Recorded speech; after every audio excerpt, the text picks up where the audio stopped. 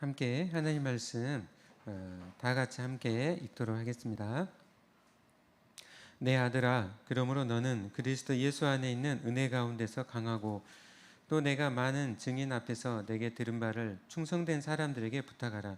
그들이 또 다른 사람들을 가르칠 수 있으리라. 너는 그리스도 예수의 좋은 병사로 나와 함께 고난을 받으라. 병사로 복무하는 자는 자기 생활에 얽매이는 자가 하나도 없나니 이는 병사로 모집한 자를 기쁘게 하려 함이라.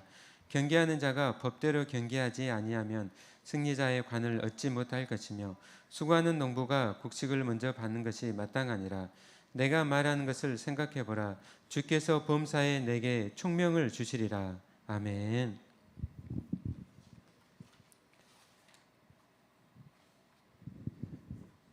네, 오늘은 그리스도 예수 안에 있는 은혜로 강하라는 제목으로 하나님 말씀을 전하도록 하겠습니다. 봄이 돼가지고 3월달이 돼서 이렇게 캠퍼스에 많은 학생들 그리고 많은 이렇게 사람들이 이렇게 캠퍼스 안을 이렇게 가득 채우고 있는 것을 보게 됩니다. 정말 예수님께서 이 땅에 오셔서 방황하며 또 정말 갈 바를 알지 못하는 많은 사람들을 보시면서 정말 그 잃어버린 양을 향한 정말 애통하는 마음으로 정말 바라보시고 그 가운데 저희에게 생명을 드리시고 또 복음을 저에게 주셨는데요. 정말 우리가 이 캠퍼스를 바라보면서 우리가 예수님의 마음으로 기도하고 또 복음을 전하기를 원합니다.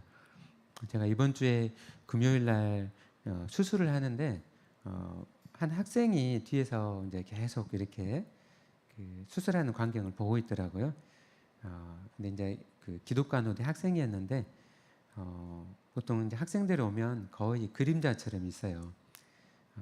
근데 그 학생에게 수술을 끝나고 나서 수술에 대해서 질환에 대해서 설명을 해주고 그리고 나서 이제 교회를 다니냐 했더니 교회를 안 다닌다고 그러더라고요.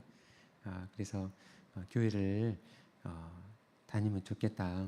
그래서 연락처도 받아놓고 했는데 그 연락처를 받아놓은 걸 내가 또 점심시간이랑 또 계속 일정이 있어가지고 딱 그냥 놔둔 거예요. 그러고 나서 이제 어제 밤에 이제 연락을 했어요. 연락이 닿아가지고 연락을 했는데 그 학생이 교회를 다니라고 하는 그 이야기를 제 이야기를 듣고 엄청 고민을 했대요. 그래가지고 이틀간 고민을 하다가 제 이야기를 듣고 교회를 가야겠다. 근데 이제 제가 좀 늦게 연락을 했어요. 그래서 자기 친한 친구가 있는데 친구한테 이제 고민을 털어놨더니 그 친구가 그러면 자기가 다니는 교회로 오면 좋겠다 해가지고 오늘 이제 그 교회에 가서 예배를 드렸다고 합니다. 정말 짧게라도 그렇게 예수님 믿으라 하고 교회를 다니라고 했는데 그 영혼이 막 고민을 했던 거예요. 밤새 고민을 하고 정말 그 마음 가운데 하나님께서 역사하신 거잖아요. 성령님 역사하셔서 교회를 가봐야겠다 이런 생각을 하게 된 거죠.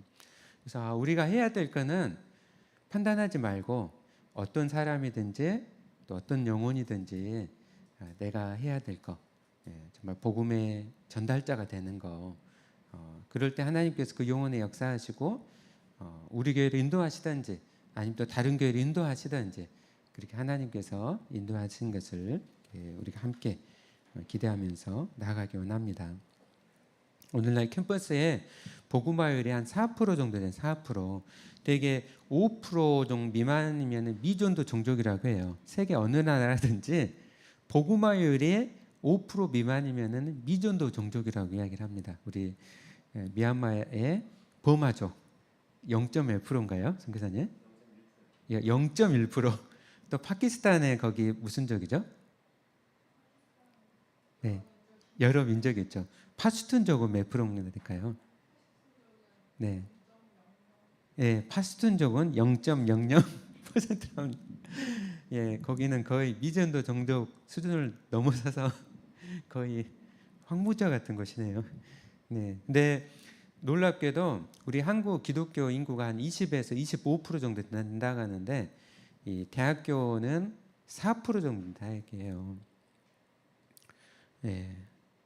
얼마 전에 전남대학교 총학생회가 전원 다 사퇴를 했어요. 그 이유가 뭐냐면은 총학생장부터 해가지고 다 신천지였던 거예요. 밝혀져 가지고 2020년도 12월 얼마 안 됐죠. 불과 몇 개월 전에 총사퇴를 했어요. 여기 바로 앞에 있는 전남대학교에서요.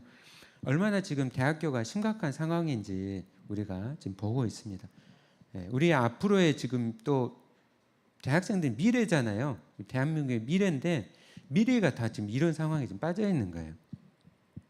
근데 우리가 역사를 되돌아보면은 항상 어둠의 시대에 정말 빛을 비추고 그 시대를 깨우고 복음을 전하고 또 교회를 세웠던 사람들은 다 젊은이들이었던 거예요. 젊은이들.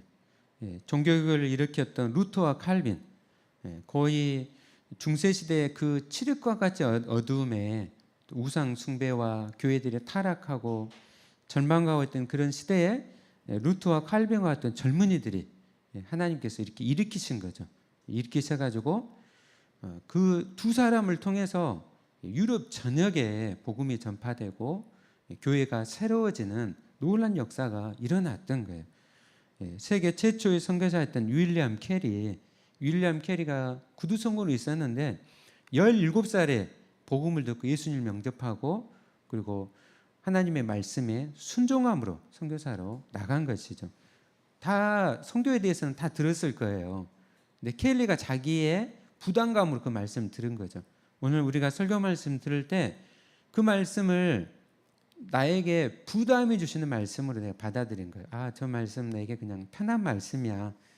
그냥 나의 삶에 유익한 말씀이야. 그러니까 이런 수준의 말씀이 아니라 정말 나의 생사를 가름하는 하나님의 말씀으로 여기고 부담감을 가지고 말씀을 받을 때 그 영혼에 하나님께서 함께 하시고 새로운 일을 일으켜 가시는 것이죠. 1700년대 이제 교회들이 다시 침체기에 이렇게 빠졌을 때 교리를 가리키는 건 참 중요하지만은 생명력을 잃어버릴 때 교회들이 침체기에 빠져요. 유럽 교회가 그랬던 거죠. 루트와 칼빈으로 세워졌던 교회들이 다시 침체기에 빠졌을 때 독일의 모라비안 교인들이 경건함으로 하나님의 말씀에 순종함으로 나아갔을 때 독일 교회 가운데 놀라운 변화가 일어나고 또 그 가운데 그 조그만한 그 공동체에서 많은 선교사들이 나오게 됐습니다. 오늘 우리가 이 말씀에 순종함으로 우리가 함께 나아가길 원합니다. 오전 예배 때 우리 선교사님께서 정말 말씀의 그 순종에 대해서 우리가 말씀을 전해 주셨는데요. 정말 한 말씀이라도 나에게 주신 하나님 말씀으로 우리가 붙들고 우리가 기도하면서 나아가길 원합니다. 우리 디모데후서는 사도 바울이 마지막으로 그가 순교하기 전에 기록했던 말씀입니다.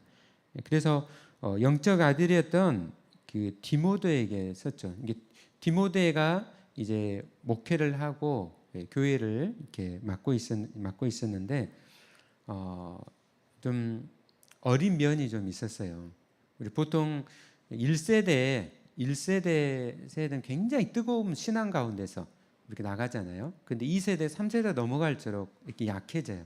디모데가 어렸을 때부터 예수를 믿긴 했지만은 좀 약했던 것 같아요. 그래서 바울이 이제 죽기 전에 정말 앞으로 이어가야 될 이 디모데에게 이 디모데 후서를 쓰면서 네가 정말 하나님의 사명을 감당하면서 네가 그리스도 예수 안에 있는 은혜 가운데서 정말 강했으면 좋겠다라고 표현을 했습니다.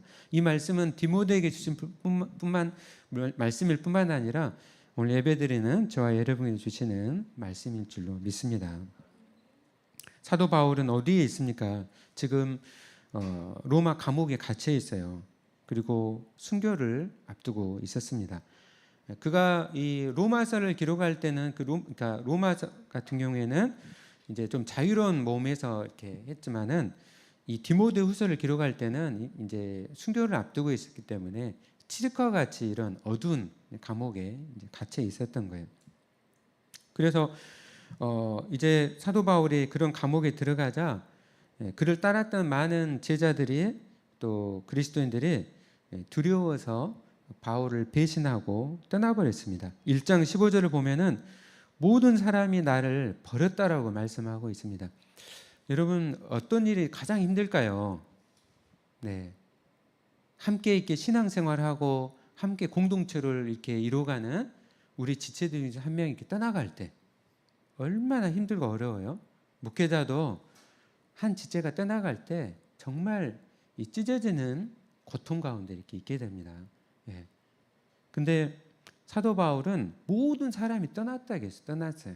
자기가 가리키고 양육했는데 떠나버린 거예요.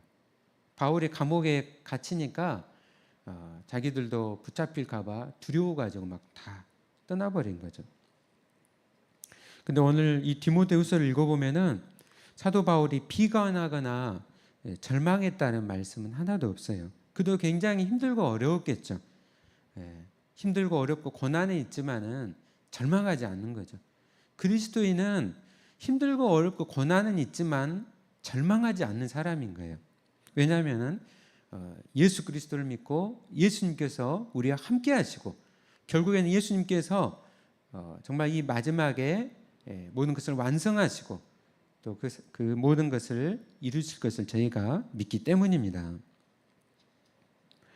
바울이 고난 가운데 그가 기뻐하며 또 그가 그 가운데에 섰습니다.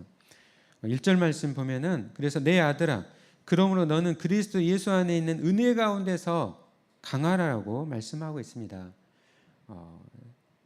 우리가 선교하고 전도하고 또 꼭 이 목회자나 선교사뿐만 아니라 우리가 각자 직장에서나 학교에서나 또 공부하는 책상에서나 다 치열하게 살아가잖아요. 그래서 우리가 그리스도인으로 치열하게 살아가면서 좀 우리가 이 말씀을 우리가 함께 붙잡아야 됩니다. 그러면 이 은혜는 무엇일까요? 은혜는 크게 두 가지로 생각할 수가 있습니다. 우리가 첫 번째로 이 은혜라는 것은 하나님께서 우리에게 거저 주신 것. 우리 모두는 예수님께서 우리의 모든 죄를 대신해서 십자가에서 대가를 지불하심으로 우리는 의로운 존재가 되었고 하나님 아버지께 담대히 나아가게 되었습니다. 우리가 한 것은 아무것도 없잖아요. 우리가 죄인임에도 불구하고 하나님께서 예수 그리스도를 보내셔서 십자가에서 우리의 모든 죄를 대신해서 대속하시고 그리고 우리를 의롭다 하시고 하나님의 삼으셨습니다. 이것이 은혜입니다. 그 은혜가 얼마나 큰 은혜인가를 깨달을수록 우리가 넉넉하게 이 땅 가운데 살아갈 수 있는 것이죠. 아무리 큰 고난이 온다 할지라도 아무리 사람들이 나를 배신한다 할지라도 아무리 내가 수치를 당하고 모멸을 당한다 할지라도 이 은혜의 깊이를 깨달으면 깨달을수록 그것을 감당할 수 있는 힘이 생기는 것이죠. 그래서 늘 사도 바울은 늘 복음을 전했어요. 복음. 에베소서 2장 8절입니다. 너희는 그 은혜에 의하여 믿음으로 말미암아 구원을 받았으니 이것은 너희에게서 난 것이 아니요 하나님의 선물이라. 아멘. 우리가 지치고 힘들 때마다 늘 하나님의 은혜를 생각해야 됩니다. 은혜, 내가 어떤 자리에 있었는데 하나님의 은혜로 내가 이 자리까지 왔는가. 그 은혜를 생각할 때 우리가 정말 그 힘든 자리에서 일어설 수가 있습니다. 늘 내가 했던 것들, 내가 그동안에 이루었던 것들, 그것에 기초하고 있으면은 정말 이렇게 무너져요. 그러나 내가 얼마나 큰 죄인이었는데 하나님께서 나를 사랑하시고 은혜로 구원하셨는가 생각을 할 때 우리가 정말 기쁨으로 나갈 수가 있는 것이죠. 그래서 사도 바울은 늘 그 은혜 가운데서 자기 자신을 고백할 때 지극히 작은 자 중에 작은 자, 죄인 중에 죄수라고 고백을 했습니다. 그가 정말 이 백발의 머리가 정말 하얗게 되었을 때 그가 했던 고백은 저는 죄수 중에 죄수입니다.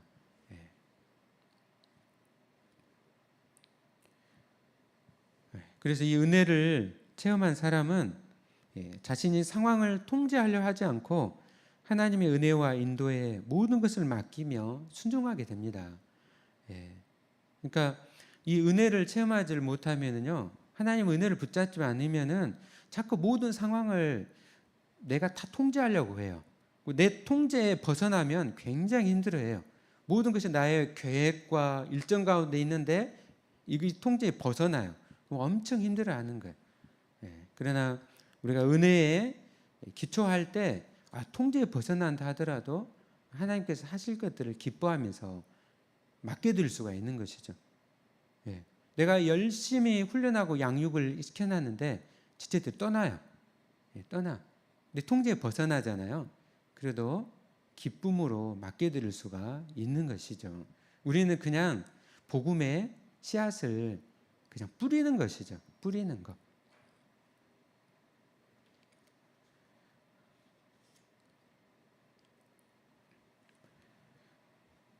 그리고 이 은혜는 예수 그리스도의 십자가에 기초하신 그 은혜일 뿐만 아니라 오늘 우리와 함께 하시는 은혜입니다. 예, 우리가 어떤 상황에서도 기뻐할 수 있는 것은 우리가 처한 현실에서 나오는 것이 아니라 그 현실을 극복하고 이해할 수 없는 하나님의 일하심에 근거를 두고 있습니다. 하나님의 은혜는 지금 현재 우리와 함께 하시고 하나님께서 일하시는 그 일하심에 근거를 두고 있는 것이죠. 그래서 우리는 예수 그리스도께 속해 있으며 예수님과 함께 교회가 세상과 대적하며 세상이 줄 수 없는 하나님의 모든 부유하신 것들과 영광을 채우시는 그 하나님의 일하심, 함께 하시는 은혜 가운데 있습니다. 제가 학교 다닐 때 정말 그동안의 인생을 되돌아볼 때 늘 하나님의 은혜가 함께 했던 것 같아요. 네, 하나님의 은혜가 함께 했는데 특별히 그 구원을 하는 의료 선교선을 제가 27살 때부터 29살 때까지 탔어요. 네. 그때 정말 망망대해에 바다를 배를 타고 가는 거예요. 예. 발을 이렇게 그 섬마다 어려운 환자들이 있어가지고 폭풍주의보가 내려도 배가 떴어요. 한 40톤 정도 배가 폭풍주의보가 내리면요 배가 뜨질 않아요. 근데 이제 선교선이다 보니까 거기를 가는 거예요. 그러면 정말 늘 바이킹 타는 거예요. 바이킹. 그래서 정말 비행기가 기류 만나잖아요. 기류 만날 때 그냥 막 떨어지잖아요. 툭툭 떨어져요. 가슴이 막 철렁하잖아요. 근데 바다에서도 정말 기류 만나는 것처럼 이 폭풍 속에서 배가 그냥 막 침몰하는 것처럼 올라갔다 툭툭 떨어지는 거예요. 그냥 어쩔 줄 정말 배 안에 있는 모든 것이 다 쏟아져 내려요. 그러면 붙잡아야 되는 것은 배 안에 기둥이에요. 기둥. 기둥 딱 잡고 밖에를 보면은 그러니까 바닷물이에요. 바닷물. 옆에는 바다 이렇게 큰 파도가 위에 있는 거예요. 예. 배는 밑에 있고 바닷물 위에가 있어요. 이렇게. 그런 상황에서 이 바다의 운전대를 붙잡고 계신 분은 예수 그리스도였습니다. 예. 선교를 하는데 예수님께서 정말 늘 붙잡으시고 안전을 지켜주시고, 그래서 이 섬에 갈 때까지 함께 하시고 그곳에 많은 사람들이 또 성도들이 기다리고 있는 거예요. 그래서 가서 진료를 하고 이렇게 복음을 전했습니다. 그때 함께 하셨던 그 하나님께서 평생에 늘 함께 하셨어요. 네.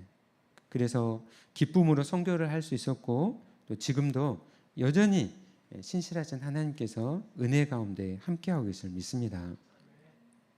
오늘 예배드린 가운데 선교사님들 계시고 우리 파키스탄에서 선교학원 우리 자매님도 계시고 또 이렇게 치열하게 공부하고 있는 우리 형제도 있고 또 각자 일터에서 또 우리 또 선교단체 또 간사님들 또 수고하고 계시고 각자 모든 게 다 상황들이 전부 다 다르지만 그동안 나와 함께 하셨던 그 신실하신 하나님을 만났던 그 구원의 감격을 늘 생각하시길 바랍니다. 힘들고 어려울 때마다 함께 하셨던 주님을 생각하십시오. 그리고 사도 바울은 그 은혜를 생각하라고 말씀하면서 디모데에게 이제 다시 한번 사명을 네가 붙잡으라고 말씀을 하고 있습니다. 2절 말씀에서 또 내가 많은 증인 앞에서 내게 들은 바를 충성된 사람들에게 부탁하라. 그들이 또 다른 사람들을 가르칠 수 있으리라. 아멘. 저는 이 2절 말씀을 제 평생의 말씀으로 붙잡고 살고 있습니다. 제가 대학교 1학년 때 처음 예수님을 믿고 영접하고 참 교회를 다녔습니다. 그때부터 이 말씀을 붙잡고 대학교 다닐 때부터 후배들을 1:1 양육을 했어요. 이 2절 말씀에 네가 망하는 증인 앞에서 내게 들은 바를 충성된 사람들에게 부탁하라. 그들이 또 다른 사람들을 가르칠 수 있으리라. 아멘.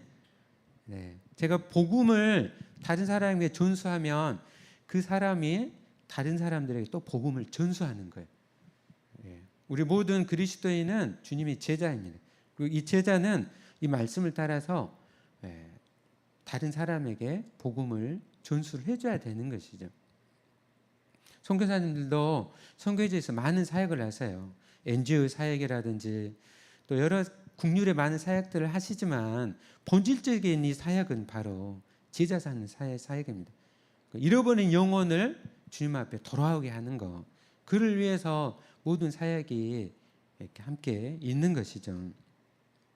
하나님 나라를 세워가게 하실 때 중요하게 세우신 이 원리가 바로 이 제자 삼는 것입니다. 불신자에게 전도하고 그를 위해서 기도하며 양육할 때 성령께서 말씀을 깨닫게 하시고 그 영혼을 거듭나게 하십니다. 예수님은 마태복음 28장 19절 20절 말씀을 통해서 지상 대임령을 우리에게 말씀하셨어요. 그러므로 너희는 가서 모든 민족을 제자로 삼아 아버지와 아들과 성령의 이름으로 세례를 베풀고 내가 너희에게 분부한 모든 것을 가르쳐 지키게 하라 말씀하셨습니다. 여기서 가장 중요한 단어는 제자로 삼아입니다. 제자로 삼아. 모든 민족을 제자로 삼아. 제자로 삼으라고 말씀을 하셨습니다. 제자로 삼을 때 그 사람이 또 다른 사람을 가리키고 양육하고 그래서 땅 끝까지 복음이 전파되는 것입니다. 그래서 그 한 영혼을 한 사람을 붙잡고 내가 하나의 미랄이 되어서 정말 그를 사랑하고 기도하고 복음을 전하는 것이죠. 그 영혼이 변화돼서 그 지역의 그 민족 가운데 주님이 쓰시는 일꾼이 되고 나라와 민족을 살리고 세계 열방을 가운데에 복음을 전하는 귀한 영혼이 될 줄로 믿습니다.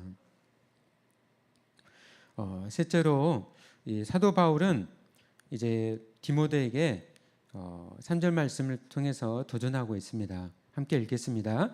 너는 그리스도 예수의 좋은 병사로 나와 함께 고난을 받으라. 아멘. 나와 함께 고난을 받으라고 말씀을 하고 있습니다.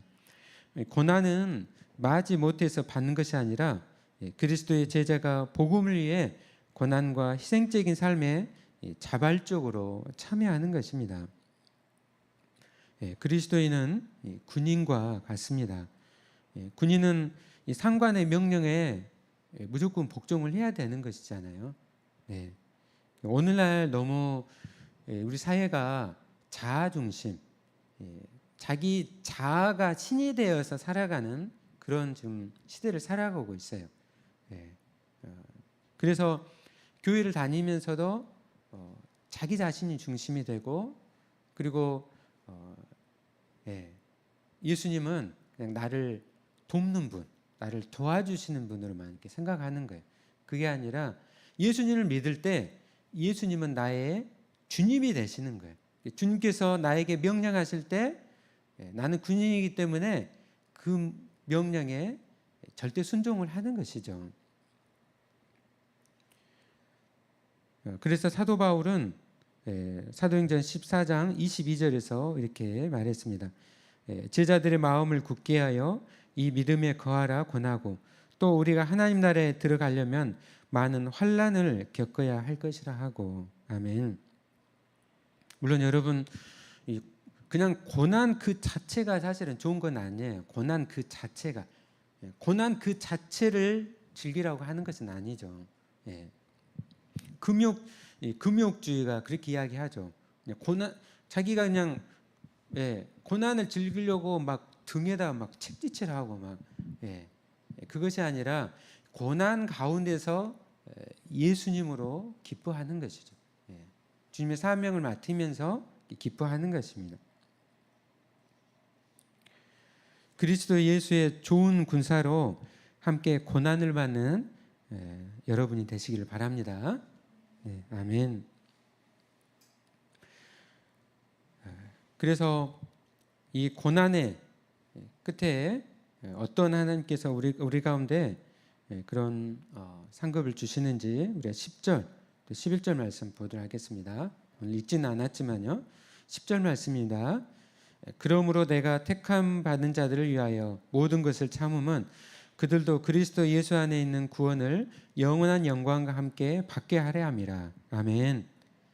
우리가 복음과 함께 고난을 받음 통하여서 어떤 상급을 주신다고요? 그들도 그리스도 예수 안에 있는 구원을 영원한 영광과 함께 받게 하려 함이라. 네, 그들도 그리스도 예수 안에 있는 구원을 영원한 영광과 함께 받게 되는 것이죠. 우리가 복음을 전해서 그 영혼이 예수님 믿고 거듭나게 돼요. 그들이 바로 우리의 면류관이 되는 것입니다. 그래서 하나님께 함께 찬양하고 예배 드리는 것이죠. 그 영혼이 바로 우리의 상급입니다. 아멘. 그리고 12절 말씀 보면 참으면 또한 함께 왕노릇 할 것이요. 참으면 함께 왕노릇 할 것이라고 말씀을 하고 있습니다. 우리는 왕 같은 제사장들입니다. 이 땅 가운데 우리가 예수 그리스도의 제자로 살아가고 있어요. 성도로 살아가고 있습니다. 그리스도인으로 살아가고 있습니다. 근데 놀라운 것은 우리의 신분이 왕 같은 제사장이라는 거예요. 왕노릇 하는 존재라는 것이죠. 한 선교사님에 대한 말씀을 나누고 말씀을 마치도록 하겠습니다. 1905년 미국의 캔자스 여자 성경 전문학교를 졸업한 루비 캔드릭이 있어요. 여러분 서울의 양화진이라는 곳에 있어요.